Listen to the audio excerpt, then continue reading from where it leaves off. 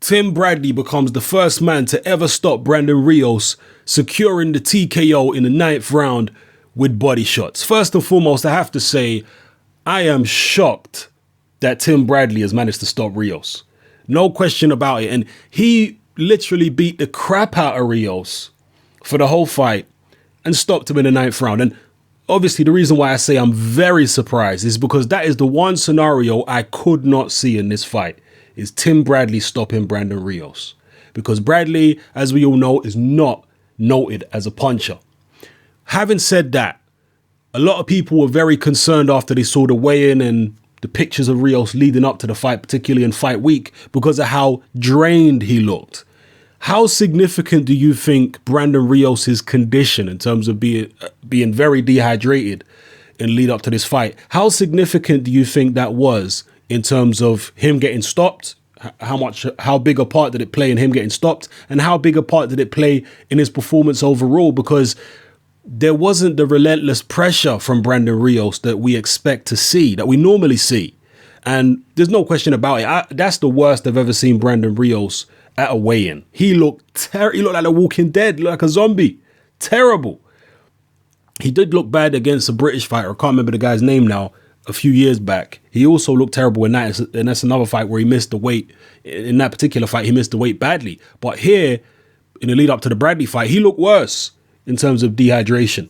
Okay, how big a part did that play, or did it play any part at all? Was it just the fact that Bradley's so much better than Brandon Rios? So we all knew that Bradley going into the fight is far superior, better resume, faster, better foot speed, better skills. Brandon Rios is just a big, strong guy who's going to come at him, Provodnikov style, and try to put it on him.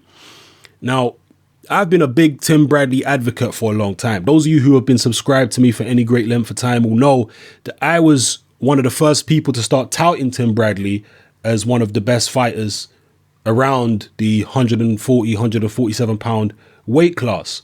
Because people were saying for many years that Bradley's nothing but a brawler. He just gets by on heart and courage and all that kind of stuff, but he doesn't really have any boxing skills. And I was one of the people saying, what are you talking about? Bradley's got loads of boxing skills. He outboxed Junior Witter. He outboxed Luis Abregu. He outboxed Lamont Peterson. He outboxed people that could box. And when it came to the Marquez fight, I was one of the people saying, look, Bradley can outbox Marquez.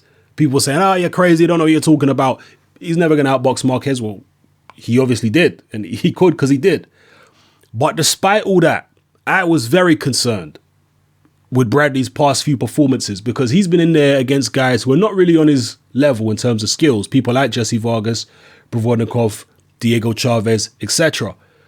But these guys, particularly when it comes to Provodnikov and Jesse Vargas, they were able to hurt Bradley and put him in very perilous situations. So I was very concerned about that. I was concerned about the wear and tear of Tim Bradley going into this fight with Brandon Rios. And I thought that might catch up to him. The wear and tear against Rios might catch up to him. Now, I didn't do a prediction for the fight. I sat on the fence because I was concerned about Bradley's, general health. But from the opening bell, it was very clear. Bradley looked tremendously rejuvenated in this fight. He had loads of energy. His combinations were popping. Not only did he have the foot speed I talked about pre-fight, but he also had the hand speed. So any concern that I had pre-fight that Bradley may be jaded or whatnot completely dissipated after the first couple rounds. I immediately saw that Bradley is far from being jaded. This guy's got loads left to offer in boxing, if this is anything to go by. Just his energy levels. I know he wasn't up against much in Brandon Rios, and people are going to talk about him being weight drained and this, that, and the other. But that aside, from a skills point of view, he wasn't up against much with Rios. But I'm talking about Bradley's performance himself, his energy levels, his hand speed, moving around, and all that kind of stuff. Very impressed with his physical condition with regards to him not being jaded or sluggish or anything like that. We know he's always in great shape. But, neurologically, I was a bit concerned. But all them concerns were unfounded based on this. He looked tremendous in there. Now, in terms of his punch technique and whatnot, his refinements, there still needs to be some polish added to Tim Bradley. Now, a lot of people had criticized Tim Bradley for getting rid of his previous trainer, Yoel Diaz. And I felt that it was unfair criticism because Bradley was given very clear reasons as to why he got rid of Yoel Diaz. He said Yoel Diaz wasn't committed enough. And yeah, he'd been with Yoel Diaz for a long time, but sometimes familiarity breeds contempt. When someone is too familiar with you, they then start taking liberties. And that's what Bradley says was happening with Yoel Diaz. He said in the gym, half of the time Yoel Diaz would be on his phone. And maybe, like I say, familiarity breeds contempt. And people, as soon as he got rid of Diaz, people were attacking Bradley. Oh, you stupid for getting rid of Diaz. Why? It's not like he got rid of Diaz and brought in a yes man.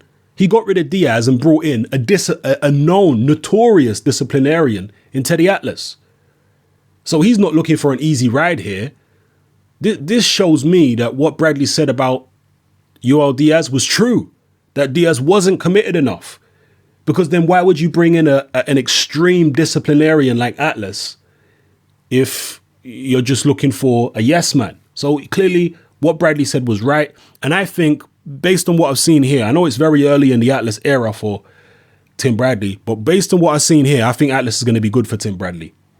Atlas is used to dealing with being a custom model disciple. He's used to dealing with short fighters.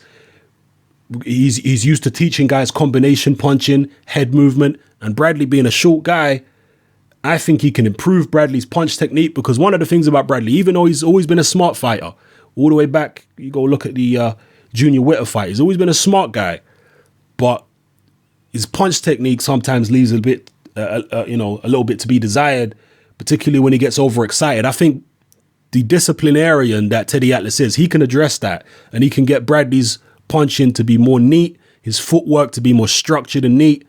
And yeah, I think it's going to be a good partnership for him. I really do. And this was a great victory, especially on paper for Tim Bradley being the first guy to ever stop Brandon Rios. And obviously people are going to look at that and say, if Bradley was able to stop Rios, imagine what Kell Brook would have done to Brandon Rios. But again, I'm going to leave you guys to debate Rios's condition. How much do you think his condition leading up to the fight in terms of being dehydrated, badly dehydrated, played into this performance of his getting stopped? Do you think a fully hydrated, fully strong Rios would have done any better? Now, apparently he was 170 pounds in the ring on Fight Night. I don't know how true that is, or because HBO usually announce the weights of the fighters on the night. So that may well be true, but I didn't personally see it. But being 170 pounds on Fight Night is not going to make up for the fact that his body has been severely dehydrated in the days or possibly weeks leading up to the fight. Rehydrating overnight is not going to bring you back to the strength of a 170 pound man who stayed at 170 pounds. You understand? So I don't know. Me personally, I don't want to put too much stock in him being dehydrated. I just think it was a style thing. I think that Bradley is nowhere near as deteriorated as I thought he was. He's still got the skills. I think he's going to improve under Teddy Atlas. And this is a new lease of life for his career. So props to Tim Bradley. He got the win. Brandon Rios, I mean, he's going to have to sort his weight out because you can't be looking like the Walking Dead. Either sort his weight out or move up in weight. And it's probably not going to get much better for him if he moves up in weight because the bigger, stronger fighters, he might end up getting seriously hurt up there. But whatever the hell he's going to do, the week of a fight looking like the Walking Dead the way he was, that's not a good look. So you need to sort that out. And perhaps we're going to see this Tim Bradley against Kell Brook fight next year because Eddie Hearn, seems like he can't get the Amir Khan fight for Kell Brook, he said that the next best thing will be the Tim Bradley Kell Brook fight. And he says he can make that fight in 2016. So I very much look forward to that. Who would you have winning out of Tim Bradley and Kell Brook? Will the fight be in the US? Will the fight be in the UK? We'll see. Drop your comments in the comment section below and let me know how you feel about everything I talked about in this video. It's your boy Hatman. I'm out.